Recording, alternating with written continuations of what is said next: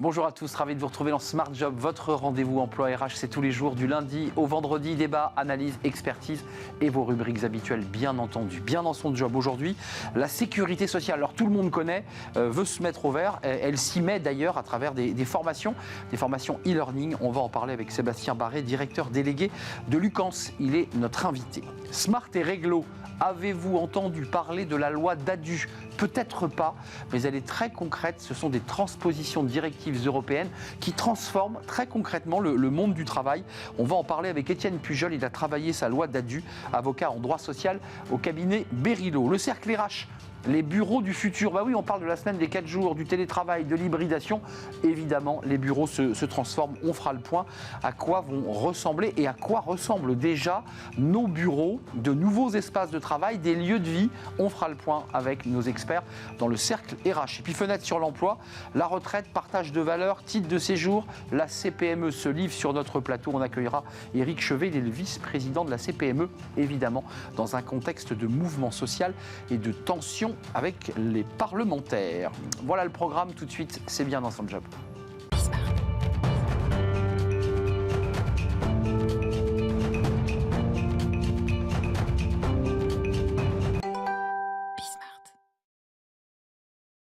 Bien dans son job, on parle de la sécurité sociale qui a décidé de se mettre au vert et de lancer des programmes de formation très concrets. Vous vous souvenez, on avait reçu le ministre en charge, Stanislas Guerini, en charge de la fonction publique, qui avait déployé sur notre plateau toute cette opération pour aller et transformer les agents en agents verts. Et on en parle avec vous, Sébastien Barré. Bonjour, directeur délégué de Lucans. Un petit mot sur Lucans, parce qu'on connaît bien la Sécu, la CPM, tout le monde connaît. Lucans, un peu moins, c'est quoi ?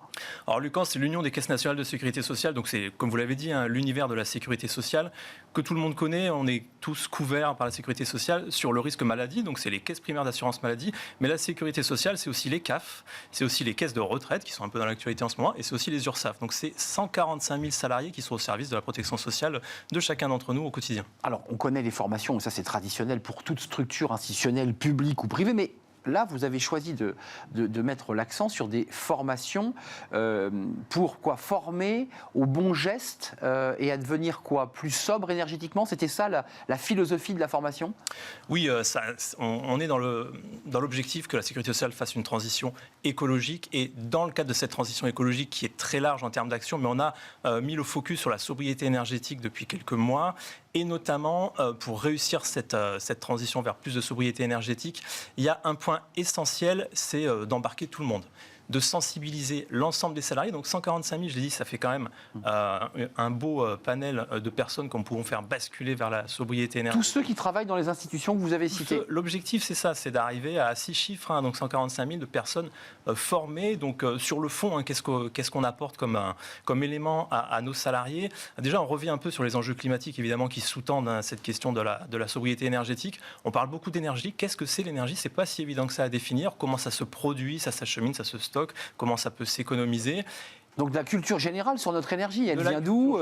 C'est passionnant. Oui, parce que pour se mettre en mouvement, on ne peut pas faire des modules où on va juste donner des injonctions et des conseils aux personnes. Ça, on est déjà abreuvé de ce type d'informations. Donc il faut rendre partie prenante de l'action, de la réflexion. L'ensemble de nos collaborateurs, ils sont ouverts à ces enjeux. Évidemment, ce sont des citoyens comme chacun d'entre nous. Et donc ils entendent au quotidien tout ça.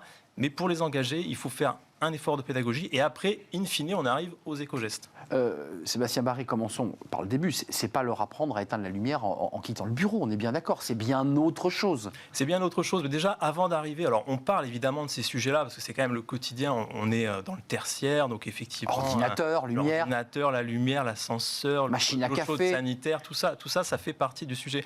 Mais avant ça, déjà, quand on en est à parler de ça, ça veut dire qu'on est face à un salarié qui est déjà engagé. Mais donc, c'est pas forcément une évidence. Même si on entend tous les jours ces sujets-là, à l'antenne, dans ces conversations personnelles, il faut quand même ne pas zapper l'étape de la sensibilisation et dire pourquoi c'est important d'être sobre en énergie, de dire aussi quels peuvent être les freins. Parce que nous, on est dans le tertiaire. On pourrait nous dire, attendez, par rapport à l'industrie, par rapport à l'agriculture, est-ce que c'est nous qui allons pouvoir contribuer à cette révolution verte? Oui, on peut avoir une action, y compris dans le tertiaire. C'est ce que j'allais vous demander. À la fois l'idée quand même que lorsqu'on est dans des institutions publiques, on se sent finalement très à distance, puis on dit après tout, c'est un peu nous qui payons avec nos impôts, parce qu'on a pu l'entendre. Et puis effectivement, c'est pas nous qui polluons le plus. Il y a l'industrie, il y a l'agriculture, il y a les avions, et qui en fait désengageraient. Parce que c'est ça aussi l'enjeu pour vous. C'est ça le vrai enjeu. Bon, déjà, on est un service public, donc on se donne un objectif d'exemplarité. C'est vrai qu'on n'est peut-être pas les plus consommateurs d'énergie, quoique la sécurité sociale, c'est quand même 360 gigawattheures de consommation. 3000 bâtiments quand même. 3000 bâtiments, on a 4,5 millions de mètres carrés, donc tout ça, ça consomme et on sait qu'on peut faire des économies. Et vous avez cité M. Guérini, effectivement, l'ensemble des services publics est engagé dans un effort important pour faire au minimum 10% d'économie d'énergie sur un an. Donc ça passe par la formation, ça passe par lever les freins, ça passe par dire que ça nous concerne aussi, services publics et salariés du service public, et ça passe effectivement par des éco-gestes aussi au quotidien. Ça passe aussi par des mesures d'organisation. Quand on est sur des périodes un peu creuses pendant les congés, on va se regrouper, ça nous permet de chauffer qu'une partie des bâtiments.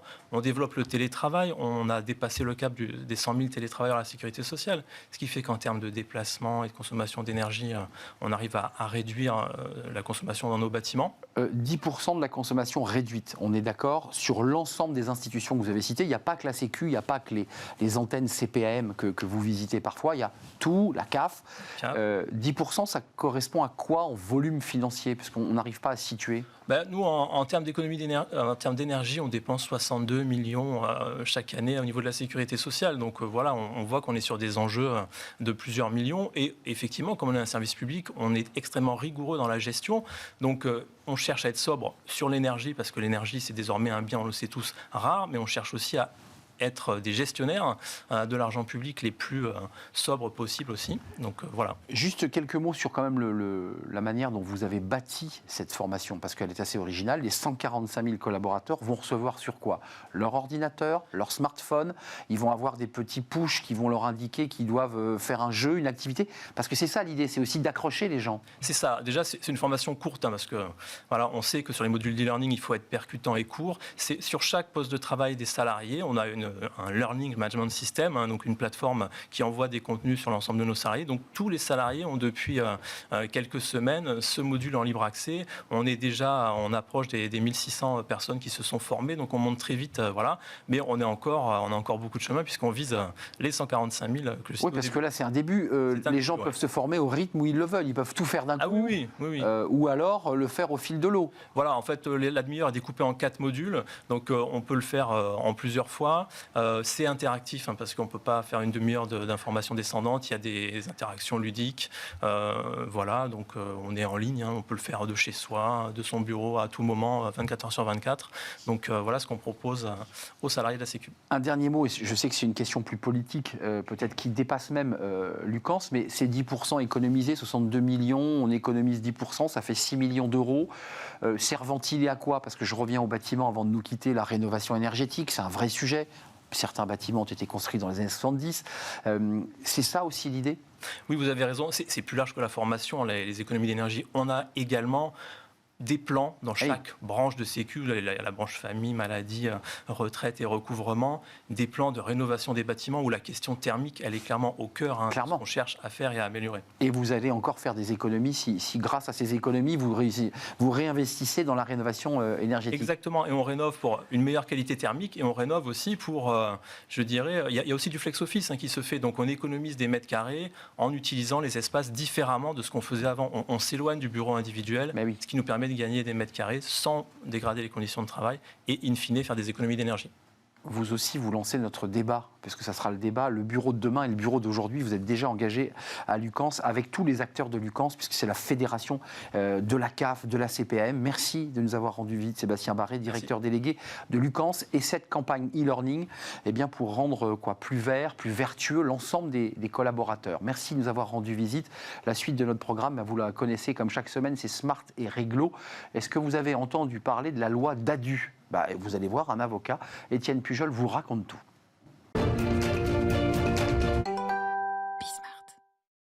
Smart et réglo.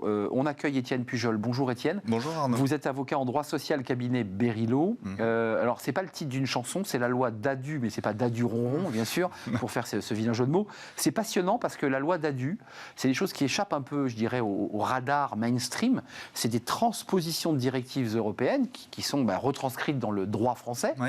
Et alors là, avec cette loi Dadu, c'est une loi portant diverses adaptations au droit de l'Union européenne, d'où l'acronyme Dadu. Qu'est-ce que ça va changer?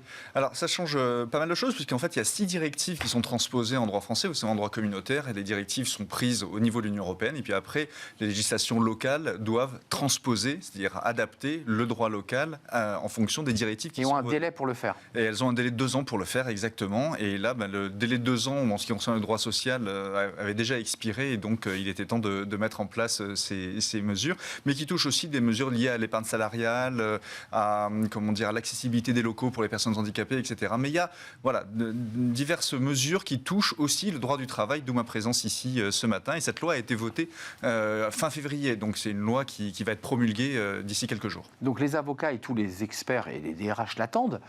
C'est un droit, et ça c'est très intéressant, puisqu'on quitte cette journée du 8 mars, qui rééquilibre la place des femmes, le droit des femmes face au droit des hommes. Exactement, et des pères plus particulièrement par rapport aux mères, en fait, puisque dans le droit français, il y a beaucoup de dispositions pour ne pas que les mamans qui viennent d'accoucher subissent des préjudices. Et alors, le droit français avait évolué pour donner un droit à un congé paternité, et puis l'étendre ces dernières années. Mais en revanche, il n'y avait pas de synchronisation des droits liés au congé maternité versus le droit paternité. Or, au niveau de l'Union européenne, où l'égalité homme-femme est vraiment l'alpha et l'oméga de beaucoup de dispositions, eh bien, une directive a été adoptée et qui impose au droit français de s'adapter à cela aussi, et donc de faire en sorte que les papas, eux aussi, bénéficient des mêmes droits que les mamans. Alors, il y a des points très techniques, c'est très précis, mais par exemple, il n'a pas pu, ce papa, prendre ses jours de congé.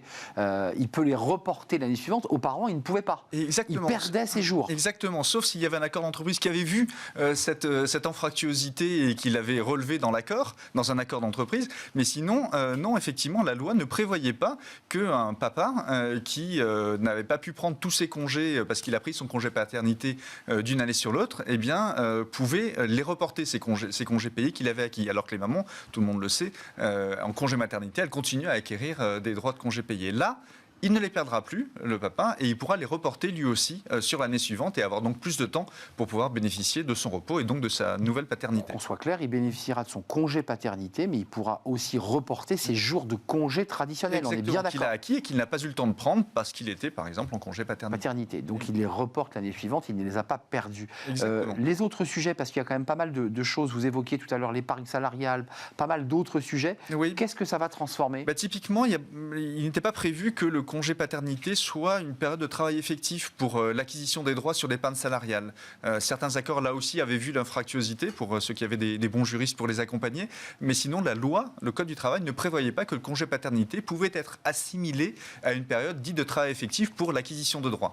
C'est une mesure qui est corrigée par cette loi Dadu qui va bientôt être promulguée. Donc ça veut dire que c'est considéré comme des heures de travail effectif? Exactement, c'est considéré comme du travail effectif, et donc le père, celui qui est parti en congé paternité, ne perd plus de droits liés à la durée de présence sur l'exercice au cours duquel l'épargne salariale est calculée, par exemple. C'est ça, donc en fait, il ne perd plus d'argent, pour être concret. Il perdait un peu d'argent, puisqu'en fait, il n'était pas rémunéré au même niveau quand il était ça. Hein. Exactement, sa durée de présence sur les 365 jours était décomptée des absences qui n'étaient pas considérées comme des absences justifiées au nom de l'épargne salariale. Donc, et puis, c'est très important. Un petit point, là aussi, tout ça est intéressant, parce que les directives, c'est toujours très pointu, très précis, et vous attendez, j'imagine, la promulgation de la loi, pour savoir vraiment comment ça va être transcrit dans la loi, mais c'est la question de la durée maximale de la période d'essai. Oui. Alors c'est assez incroyable aussi. Alors ça, c'est assez incroyable. En fait, c'est un legs d'une loi de 2008 qui a modifié beaucoup de choses en droit du travail et qui avait donc imposé des durées maximales de période d'essai. mais laisser la possibilité à des conventions collectives qui étaient déjà en place en 2008 au moment de la promulgation de cette loi, de prévoir des durées de période d'essai plus longues. Et donc, beaucoup s'arrachaient les cheveux sur certaines conventions collectives qui prévoyaient ainsi des périodes d'essai plus longues. Et vous savez, les employeurs demandent toujours à ce que la période d'essai soit la plus longue possible, y compris renouvellement. Au maximum, elle est de combien là alors, en France? Le Code du travail prévoit des durées maximales en fonction de ce qu'on est employé, agent de maîtrise ou cadre, des durées de 2, 3 ou 4 mois. Donc 2 mois pour les employés, 3 mois pour les agents de maîtrise et 4 mois maximum. Renouvelable. Renouvelable une fois maximum, ce qui fait 8 mois 4, max. 6 et 8. D'accord. Exactement. Mais certaines conventions collectives, alors, outre le fait que certaines conventions collectives ne prévoient pas la possibilité de renouveler les périodes d'essai, donc là aussi il faut faire très attention. On avait fait une chronique sur les périodes d'essai il y a quelques mois, mais certaines conventions collectives donc, prévoient des durées plus longues. Et donc certains DRH s'appuyer sur cette exception prévue par le Code du travail pour prévoir des durées de période d'essai plus longues. Là, à compter des 6 mois, dit le texte, de la promulgation de la loi, il ne sera plus possible de s'appuyer sur ces conventions collectives pour prévoir des durées de période d'essai plus longues que ce que prévoit le Code du travail. Donc, vraiment, maximum à compter de l'automne prochain, durée maximum renouvellement inclus pour des cadres, c'est 8 mois, pas plus. Et on n'ira pas au-delà. Et on ira quelles que soient les conventions Même collectives. si les conventions collectives prévoient que ça peut être plus long, elles ne seront plus opposables aux salariés, donc il faut faire très, très, très attention. Ça simplifie la vie des avocats aussi. Oui, ça évite les risques en tout cas. Les risques Les risques que l'on trouve derrière en contentieux prud'homal. Et créer des contentions. Merci Étienne de nous avoir éclairé, c'est un sujet important. Suivez-le de près, vous qui êtes DRH, vous qui suivez tout ce droit social, et ça va être promulgué dans quelques jours? Oui, exactement, ils ont 30 jours pour le promulguer. Il n'y a pas eu de recours de Conseil constitutionnel à ma connaissance, donc ça va être promulgué d'ici fin mars. Donc d'ici fin mars, on en saura plus. Merci Étienne de nous avoir rendu visite avec cette loi DADU qui transpose au moins 6 directives, 6 directives communautaires, du droit du travail. Merci de nous avoir rendu visite à la tête du cabinet Berilo. On fait une courte pause et on va s'intéresser alors au sujet qui est très lié d'ailleurs à l'hybridation du travail, à la semaine des 4 jours, c'est le bureau. À quoi va ressembler et à quoi ressemble déjà notre bureau, votre bureau? C'est fini, ces bureaux en enfilade avec ces grands open space, c'est terminé. On met des cloisons, on crée des espaces, on crée des lieux de vie. On met des petites cabines aussi pour passer des coups de fil très au calme. On fait des grandes cafétérias pour se retrouver. C'est plus un bureau, c'est une sorte de lieu de vie, de partage, justement. On en parle avec nos invités dans le Cercle RH et ils sont là juste après la pause.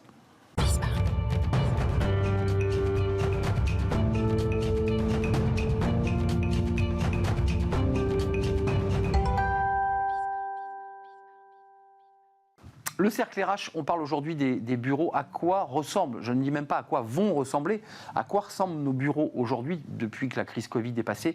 Il suffit d'aller dans des grandes entreprises pour découvrir que ce n'est plus du tout les bureaux qu'on a connus il y a 10 ans.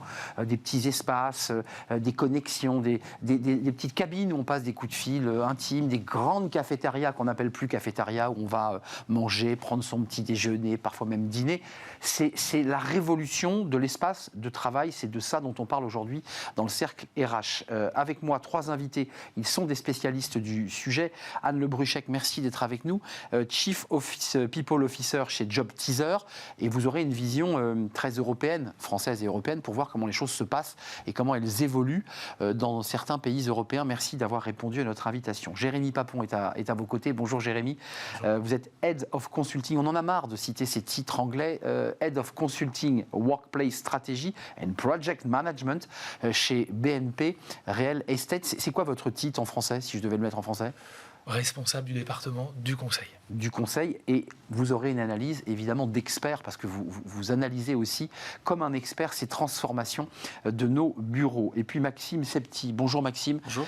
Vous êtes alors directeur marketing, voilà, je m'y retrouve, c'est français, chez Human Protocol, avec des outils tech qui nous permettent de nous connecter. On avait un invité qui nous disait mes salariés sont au Guatemala, et ils ont leur bureau, leur espace, et ils peuvent travailler très très loin.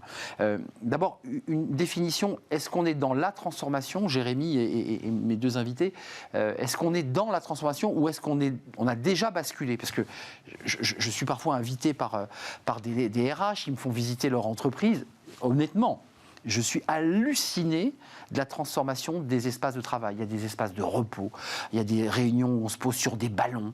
Enfin, on en est où là? On est au milieu, on a fait la transfo, ou on est qu'au tout début? Jérémy? Alors c'est vrai que sur le plan des environnements de travail, la réponse aux nouveaux modes d'organisation qui incluent du télétravail, des environnements de travail plus hybrides, c'est ce qu'on appelle les environnements de travail dynamiques, qui embarquent du flex office à un degré plus ou moins fort. Ce qui s'est passé dans une période très très courte, là, c'est que le modèle qui a dominé, le modèle d'aménagement, qui a dominé l'aménagement des entreprises pendant plusieurs décennies, il s'est retrouvé inadapté en moins de 2 ans. Clairement. Ça s'appelait les environnements de travail statiques, traditionnels. Open space. Alors l'open Année space 2000. En faisait partie, mais ce qui comptait surtout dans ce modèle-là, c'est qu'on mettait l'accent sur le poste de travail individuel. Et maintenant, dans la bascule qu'on est en train de vivre, qui est très forte, comme vous venez de le dire, on redistribue les espaces plutôt vers du collaboratif, vers des expériences de vie, des lieux de vie, plutôt que vers le poste. Donc, la transformation qui est en cours, elle est massive, elle touche quasiment tous les secteurs d'activité, toutes les tailles d'entreprise. Ce qui est nouveau aussi, c'est qu'elle n'est plus que parisienne, elle touche à l'échelle France maintenant l'ensemble. Déjà toutes les grandes villes. Absolument. D'une manière assurée. Je parlais avec un secrétaire général d'une grande banque qui vient de changer son siège, c'est pas très compliqué à trouver, et qui me disait qu'il n'avait plus de bureau. Le secrétaire général, c'est le numéro 2 d'une organisation qui compte plus de 120 000 collaborateurs. Il n'a plus de bureau. Vous dites oui, logique. Oui. C'est ça, c'est quand même une révolution de dingue. Avant, un secrétaire général, il avait un grand bureau avec une salle de réception, il avait un bureau, une télé, Son nom sur la porte. son nom sur la porte, un petit bar pour offrir un verre à... Terminé. Comment vous voulez... Chez Job Teaser, ce sont nos CEO qui nous demandent s'ils peuvent aller s'asseoir dans l'open space avec les collaborateurs et qui nous disent quand est-ce que Anne, tu nous enlèves notre bureau. On n'en a plus besoin. Alors dans la vraie vie, on voit quand même que ces secrétaires généraux louent à l'année quasiment la grande salle de réunion qui leur est dédiée, pour rentrer un peu dans les subtilités des stratégies. Mais il y a quand même cette idée qu'on n'est plus dans le vertical, mais on est dans l'horizontal. C'est ça l'idée en fait. C'est que le chef va se mêler avec toutes les équipes. Oui, et je dirais qu'il y a beaucoup plus de mouvement aussi sur le plateau sur lequel on se trouve. Auparavant, on avait l'habitude d'arriver, puis on avait son bureau, on avait décoré avec ses photos, et on savait exactement où on allait s'asseoir. Aujourd'hui, c'est vrai que beaucoup d'entreprises, c'est notre cas, ont opté pour le flex office. On a un ratio, chez nous, c'est 7 bureaux par collaborateur. Avec le télétravail, c'est très possible de gérer ça. Et donc, on arrive, on a des bureaux de passage pour que les équipes puissent se mixer. On a mélangé aussi les équipes, c'est très appréciable pour qu'elles puissent collaborer beaucoup mieux ensemble. On a décoré, mais on n'a pas son bureau attitré. Oui. Et on a dû faire suivre beaucoup de techno pour permettre de réaliser tout ça. On y arrive, Maxime. Mais Ah oui, tout à fait. on a eu un sociologue sur ce plateau il y a 1 année et demie qui avait écrit un livre sur l'histoire du bureau. C'était totalement passionnant, c'est du Moyen-Âge jusqu'à aujourd'hui. Bon, il y avait le bureau fermé, comme vous dites, avec le nom du patron, responsable du personnel. Puis petit à petit, les murs sont tombés, on a ouvert les espaces. Mais comment vous expliquez cette transformation? Comment on l'explique? Au-delà du fait que vous apportez des outils tech pour nous rendre libres et de travailler où on veut. Comment on explique cette transformation? Elle vient d'où? Moi, je dirais qu'au-delà de la technologie, il y a aussi une tendance humaine derrière ça.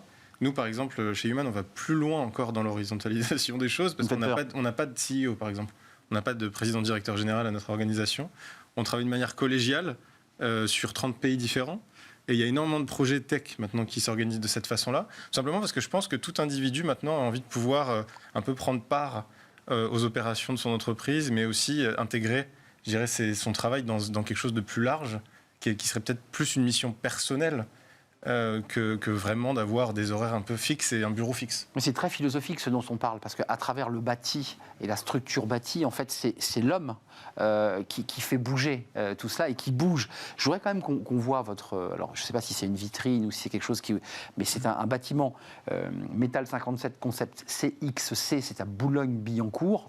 Peut-être, on va voir les photos, peut-être nous les commenter. Excusez-moi, quand je vois cette photo... On est dans une entreprise, on est à la cafette, on est dans le salon VIP d'une gare, c'est quoi?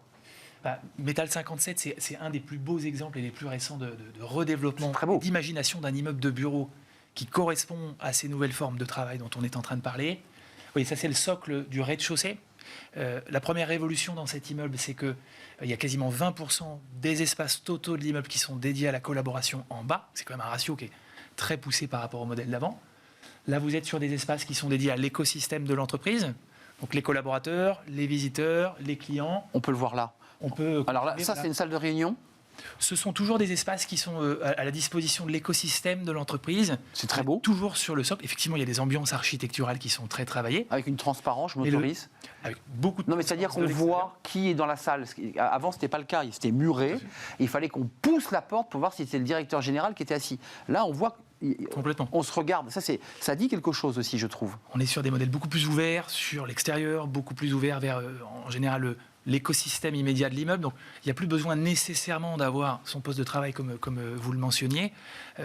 L'intelligence de ces bureaux, ça repose plutôt dans une diversité d'espaces non attribués qui sont à la disposition de tout le monde.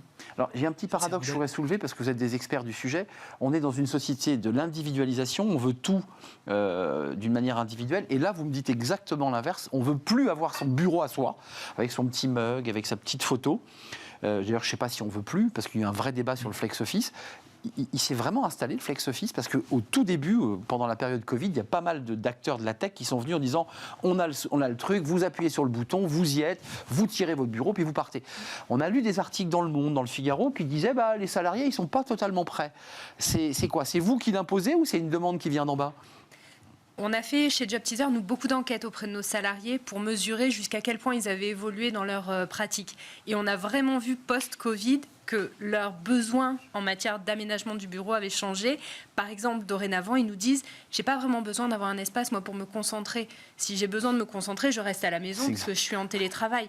En revanche, j'ai besoin d'avoir un espace collectif, j'ai besoin de pouvoir organiser des réunions dans lesquelles on va travailler ensemble, j'ai besoin de faire venir mes collègues en Europe. » D'où le cadre, la qualité du cadre. Voilà, et j'ai besoin d'avoir des salles donc modulaires dans lesquelles je vais pouvoir faire des activités de groupe, je vais pouvoir faire des workshops, je vais pouvoir travailler autour d'ateliers et c'est ça qui est devenu très important. Il est rentré dans les mœurs, le flex office, et je vais donner la parole à Jérémy parce qu'il reste 3 autres photos qu'on a sélectionnées qui sont dans le cadre de la qualité de vie au travail et l'accès à son emploi, qui est un sujet très important, mais le flex office, il est entré dans les mœurs ou ça ne concerne qu'une petite frange des salariés de la tech notamment? Alors, je dirais oui. Nous, on adresse, je dirais, encore une plus petite frange parce que notre technologie permet à plus de 500 000 personnes dans le monde aujourd'hui d'avoir accès à des tâches, à des micro-jobs, comme on peut dire en anglais. Et ces personnes-là, on est vraiment sur une frange extrême. Je dirais, c'est des personnes qui veulent rendre de compte à personne, qui ne sont pas employées par aucune structure. Donc, des lieux comme ça font beaucoup de sens parce qu'elles peuvent avoir accès à un environnement très professionnel, le temps nécessaire pour elles d'aller au bout de leurs tâches et puis après repartir à une vie totalement différente. Donc je pense que c'est parfaitement ancré et c'est une tendance mondiale. Nous, on est sur 30 pays et tous nos collaborateurs, donc à l'intérieur de notre structure, mais aussi à l'extérieur avec les workers, ont accès à ce genre de structure de flex office. Génération Z plutôt? Oui, on est vraiment sur de la génération Z qui veut en fait globalement ne plus rendre de compte à personne. Ouais.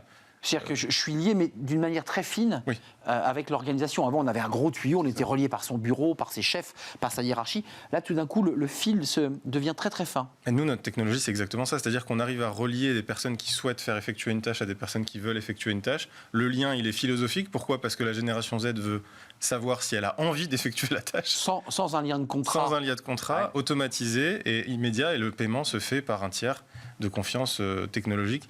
Et du coup, le seul lien se fait par la propre volonté de la Gen Z de réaliser le travail ou non. Ça décoiffe ce que vous nous dites. Moi qui suis un ancien, qui suis un senior, puisque je suis rangé dans la catégorie, c'est surprenant ce qu'on entend. Jérémy, vous avez l'expertise. Et ce que vous utilisez à Boulogne, c'est aussi une manière de montrer à vos clients, regardez ce qu'on est capable de faire aussi, j'imagine. On voit, il y a eu une crise des bureaux pendant cette période Covid. Les entreprises ont réduit, ils se sont dit, mais pourquoi avoir autant de bureaux ? Ce qui forcément fait repenser le business automatiquement. 3 images quand même qui sont intéressantes. Les bornes électriques qu'on va voir s'afficher, les vélos, donc la mobilité et le sport. Alors on voit les voitures avec des bornes qui permettent aux gens de pouvoir se garer avec leur voiture électrique et de recharger. Ils repartent le soir. La salle de muscu et les vélos. Ça aussi, c'est maintenant, ça rentre dans le package d'une entreprise qui dit je fais mes bureaux, t'as bien mis la borne électrique, ah j'ai oublié. T'as pas de salle de muscu pour les salariés? Non, je l'ai pas. Ça pêche. Tout à fait. Ce qui compte et en lien avec ce qui vient d'être dit, c'est que un des rôles du bureau aujourd'hui et probablement demain, c'est plus d'offrir un produit et des mètres carrés et des bureaux individuels et une façade imposante. C'est plutôt d'offrir une expérience, d'être un atout majeur pour offrir une expérience aux collaborateurs, à l'écosystème. Là-dedans, il y a de la technologie, énormément. Il y a de l'aménagement, il y a des espaces collaboratifs. Il y a aussi une nouvelle expérience de mobilité. Les bureaux, ils sont là pour améliorer les mobilités douces, notamment dans les milieux urbains. Donc là, on voit une flotte de 2 roues, de 4 roues qui sont à la disposition. Trottinettes, j'ai vu même. Trottinettes électriques, etc. À la disposition de l'écosystème de l'entreprise. Donc, tout ça, ça participe finalement de ce que l'entreprise, elle communique vers l'extérieur et elle offre à son écosystème. C'est un rôle quand même bien nouveau. On a vu l'enjeu sociologique et les évolutions du bâti, mais est-ce qu'il y a derrière la volonté pour les entreprises qui ont compris que leurs collaborateurs étaient en train de se barrer, pour le dire un peu abruptement, leur donner un peu envie de revenir? Parce qu'il y a quand même, là, quand on voit vos locaux, franchement, moi j'ai plutôt envie d'aller travailler dans ces lieux-là, quoi. Je me dis, c'est pas mal. J'ai un écosystème global, je peux faire du sport entre midi et 2, je peux avoir un repas. Alors, on n'a pas encore évoqué les questions d'alimentation qui sont essentielles, mais vous êtes d'accord, c'est pour faire revenir les collaborateurs, ça? Je leur dis, regardez comme c'est sympa chez nous. Oui, je suis assez d'accord. Le bureau, il est devenu un peu serviciel parce que justement, il fallait donner de bonnes raisons aux collaborateurs le matin de faire le choix de venir au bureau plutôt que de rester chez lui où il est au fond très très bien installé. Et donc, le fait qu'il puisse trouver un espace de restauration très sympa, voire même le café gratuitement, du matin au soir, de service, la possibilité que la salle de réunion se transforme en salle qui peut accueillir un cours de yoga entre midi et 2. Voilà, ça c'est des choses qui, je pense pas que ça fasse rester durablement, éternellement un collaborateur chez nous. Ça peut aider. Mais ça améliore tellement son confort quand il vient au bureau que ça compte. Mais vous êtes en contact avec vos clients BNP Real Estate, c'est-à-dire que des gens qui vous disent, moi, je prends moins. Mais quelle offre vous leur proposez et quel message vous leur faites passer? Parce qu'il y a ceux qui sont très modernes, Maxime fait partie de ceux qui sont à la pointe, puis il y a ceux qui sont un peu encore à l'ancienne, hein. Ils veulent encore le bureau fermé. Vous leur dites, attendez, on a autre chose à vous offrir? Comment ça se passe, cette relation-là? C'est assez clé, effectivement, de comprendre le point de départ. Lorsqu'on est dans un secteur de la technologie qui est forcément très audacieux sur tout un tas d'initiatives et d'innovations, on est très tenté, effectivement, de disrupter très fortement le modèle dominant de bureau de service dont on est en train de parler. Pour quand même la grande majeure partie de l'économie française et de nos clients, la New Gen, lorsqu'on lui demande où elle souhaite travailler, elle souhaite quand même venir au bureau précisément pour les services. Qu'est-ce qui l'intéresse d'ailleurs dans les bureaux? C'est la restauration dont vous parliez. Eh oui. C'est les lounges, c'est les espaces de coworking. C'est une qualité technologique. La salle de muscu. Alors, la salle de musculation et de sport sont des bons atouts également. Clairement. Mais finalement, Métal 57, ça nous sert, nous, en tant qu'entreprise, c'est une vitrine, hein, à utiliser l'immobilier pour travailler le retour au bureau, pour montrer qu'on s'adapte également aux nouvelles organisations du travail chez BNP Paribas Real Estate, et puis à générer de l'attractivité supplémentaire par rapport à celle qu'on pouvait avoir dans le modèle d'avant. Mais ce que j'entendais chez Maxime, quand même, c'est quand même que on n'était pas dans la fin du travail, loin de là, mais dans la fin du travail type 20e siècle, dans une relation de contrat, dans une relation de hiérarchie, où j'ai un chef qui vient piloter, surveiller. Et est-ce que le bâti est capable de s'adapter à ça? Et est-ce que la technologie peut s'adapter? Parce que c'est ça l'enjeu, en fait. Moi, j'y crois totalement. Nous, globalement, les tâches qu'on réalise, c'est pour de l'intelligence artificielle. Je ne vais pas rentrer là-dedans aujourd'hui, parce qu'on en parlerait pendant des heures. Mais à chaque fois qu'une grande technologie est arrivée, en fait, le nombre d'emplois a doublé. Ça, c'est un grand débat qui s'est posé dans le JDD de la semaine dernière. Exactement, je suis au fait de l'actualité. Et pour autant, je pense que les lieux comme ceux-là sont fondamentaux. Pourquoi? Parce que, par exemple, la semaine dernière, nous étions à Londres, réunion d'équipe avec tous les pays concernés chez Human Protocol. On a réservé un endroit de ce type. La salle de musculation, c'était un choix parce que, en fait, nos collaborateurs, dans leur journée, ont une routine de sport. Et en réalité, quand on a accès à ça, on réunit tous les critères qui nous permettent d'avoir une journée complète et d'effectuer nos tâches, mais d'une manière plus flexible. Anne, un petit mot, puis je voulais quand même terminer, parce que vous êtes percuté aussi par tous ces espaces de travail coworking qui sont en fait de la location, et on ne devient plus propriétaire ou locataire sur bail. Mais on se dit, tiens, pendant un mois, je déploie mes équipes, puis après j'arrête parce que j'en ai plus besoin. Est-ce que c'est peut-être ça l'évolution aussi du bureau, dans la manière dont on le consomme, le bureau? Ça peut être le cas. Je rebondis sur ce que vous venez de dire. Effectivement, nous, on a aussi... Le bureau, ça reste un lieu professionnel malgré tout. Et il y a aussi beaucoup de réflexions à avoir sur quels sont les rituels qu'on va mettre en place. Les collaborateurs, ils sont contents de venir parce que tous les mois, ils vont avoir une présentation à laquelle ils sont habitués. Une conférence. Transparence sur la stratégie de l'entreprise, des intervenants externes. Ça, c'est aussi... sur la base d'événements très professionnels qu'on va faire l'animation au niveau du bureau. Je vois réfléchir, Jérémy, parce que ça, c'est un enjeu business. Là aussi, on pourrait y consacrer une émission. C'est cette transformation, elle modifie aussi votre modèle et la manière dont vous créez de la valeur. Oui, ce qui vient d'être dit est fondamental parce que le modèle du bureau d'avant, finalement, qui était le lieu unique Classique. de l'entreprise. Celui-ci, il a vécu avec l'adoption massive du télétravail dont on parle. Donc maintenant, on est plutôt sur une distribution de lieux. Il y a le bureau qui est une partie des lieux qui sont fréquentés par l'écosystème de l'entreprise. Il y a le domicile. La New Gen, dans nos derniers sondages, elle nous dit que l'autre lieu, à part le bureau qu'elle occupe, à 94%, c'est son domicile. Il y a finalement encore assez peu d'adoption en ce qui concerne les espaces de coworking et tout ça. Ils deviennent une partie de la pluralité, en tout cas de la diversité des lieux de travail. Le bureau reste l'atout majeur pour les entreprises aujourd'hui, le domicile étant le numéro 2 et les tiers-lieux, espaces de coworking étant ensuite plébiscités par la suite. Avant de nous quitter, ça, ce que vous proposez, qui est quand même très très beau, c'est une offre que vous faites clé en main à des clients. Vous leur dites, voilà, on peut vous proposer ça. Alors, Ou pas. Ou est-ce qu'on est encore dans la vitrine, là? On est vraiment encore dans le truc qu'on adore, mais qu'on ne peut pas encore acheter. Non, tout à fait. C'est un des savoir-faire de la maison BNP Paribas Real Estate, précisément, que de prendre un ancien immeuble, en l'occurrence, là, il s'agissait de la dernière friche industrielle d'Île-de-France, c'est vrai, qui a été redéveloppée depuis zéro, et de la convertir en un hub de bureaux à destination d'une ou plusieurs entreprises. On ne l'a pas évoqué, mais il y a aussi l'idée du hub, c'est-à-dire superposer plusieurs étages avec des cohérences. On est d'accord, ce qui fait un peu écho à ce que vous dites. Il y a de la tech, il peut y avoir une boîte d'ingénierie, c'est ça aussi. Et peut-être avant, il y avait une seule usine, un seul bureau qui était la même marque. Là, en fait, on peut empiler des choses. C'est ça l'avenir. C'est l'idée, c'est ce que les entreprises, en tout cas de mon écosystème, recherchent. Synergie sur le lieu. Et c'est aussi pour ça qu'on se tourne à nouveau vers les lieux comme ça. Oui. Parce qu'en fait, on est plus efficace, on monte un étage, on se connecte. Oui, voilà, c'est ça. Et on a juste à prendre l'ascenseur pour aller chercher l'info en haut. D'ailleurs, dans cet immeuble, vous avez une entreprise de la tech, de l'IoT, de la pharma, du retail. Il y a un écosystème qui se crée de création de valeur finalement. Passionnant. C'est vraiment une révolution qu'on est en train de vivre. Merci à vous trois de m'avoir éclairé.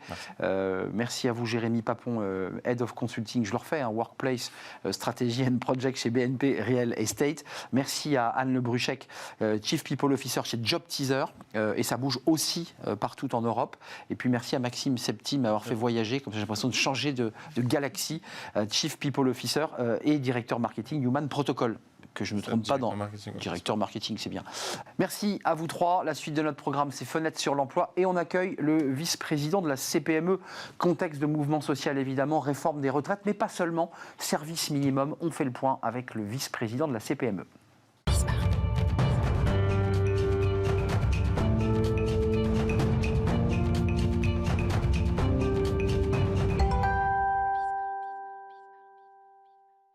Fenêtre sur l'emploi et pour terminer, nous accueillons Éric Chevet. Bonjour Éric, vice-président de la CPME.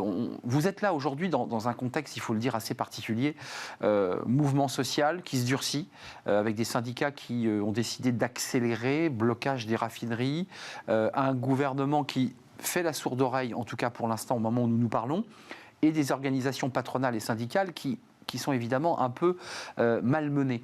Dans quel état d'esprit vous êtes aujourd'hui? Quel est votre souhait le plus profond? Parce qu'on a vu quand même des artisans, on a vu des chefs d'entreprise descendre dans la rue.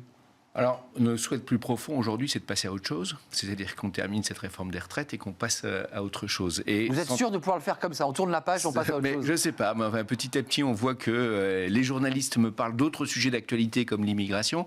Donc peut-être que nous sommes en train de terminer une histoire. Du moins, nous, on le souhaite à la CPME. Parce que c'est vrai qu'on regarde avec quand même beaucoup d'attention la situation et la dégradation éventuelle, puisque ça a des conséquences qui pourraient être non négligeables sur l'économie française. On les ressent pas là aujourd'hui quand on regarde les indicateurs. Il n'y a pas d'effet sur notre économie. Les entreprises continuent à travailler. Sur le fond, votre réseau, alors qui sont des artisans, des PME, des entreprises qui se lèvent tôt le matin. Quand on interroge les chefs d'entreprise, certains vous disent mais moi, dès que je peux faire valoir mes droits, je m'en vais. Bien sûr, parce que vous les avez ceux-là aussi. Bien sûr, et c'est pour ça que nous avons, dans la concertation qui a précédé le texte déposé au Parlement, nous avons insisté, nous, beaucoup, sur deux choses. La prise en compte de l'usure professionnelle au travers d'un dispositif nouveau que nous avons promu auprès d'Olivier Dussopt et de la Première ministre. Et puis, les carrières longues, dont nous avons toujours dit dès le départ qu'on devait conserver dans la future loi un dispositif particulier, parce que oui, nos chefs d'entreprise sont aussi sur les chantiers avec leurs gars. Vous êtes capable de nous l'expliquer, la carrière longue? J'ai toujours pas compris. 16 ans, c'est 43, 17, c'est 42. Enfin, j'ai rien compris. Vous avez compris? Non, mais je pense qu'au départ, on avait un système simple, mais effectivement, qui faisait que certaines catégories de salariés, au final, allaient faire 44 ans. Ce qui paraît aux yeux de beaucoup comme étant inéquitable, mais qu'il n'est pas forcément, parce qu'il faut comprendre quand même que même si on est sur un système par répartition, les droits acquis tout au long de la vie permettent d'augmenter la valeur de la pension plus tard. Et donc, en fait, effectivement, ils faisaient 44 ans, mais ils avaient des valeurs de pension un peu plus élevées. Donc, il faut quand même garder ça à l'esprit. Au terme des processus parlementaires, on arrive à un système un peu confus. Ça mériterait, malheureusement, je pense que ça méritera d'y revenir. Vous soutenez cette réforme, pour le dire Oui, très concrètement?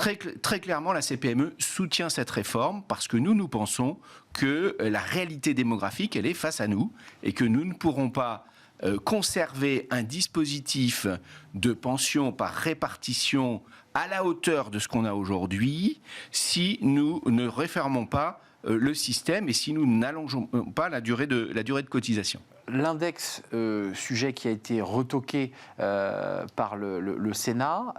Juste revenons sur ce CDI senior. Oui. Je voudrais vous entendre parce que là, on évoquait des artisans qui ont dans leurs entreprises des maçons, des plâtriers, des gens qui font des métiers manuels et qui disent « je ne pourrais pas aller jusqu'à 64 ans ». Et ça, vous avez ça dans votre réseau.